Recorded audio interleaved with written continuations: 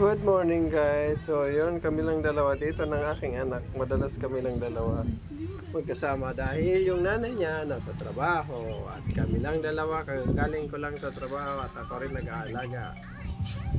Pagkatapos ako nagpaligo, kagagaling lang na sa sakit, pinaliguan ko siya dahil naligo ng lagundi. Kaya ayan, napakasigla na naman kasi na-press ko yung katawan. Ayun, yung kabilang dalawa dito, wala kami gabang nagagawa kundi lang minsan pa video, minsan upload ng video. Sana guys, masuportahan nyo naman ang aming video ng aking baby. Kaya, ayun lang.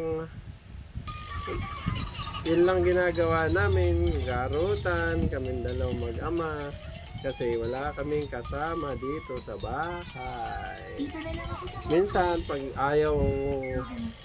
wala sa mood, ayun, ayaw makipagharutan, ayaw mag-video, wala takbo dito, takbo doon. Ayan, kagaya niyan, takbo na naman, lumayas na naman siya.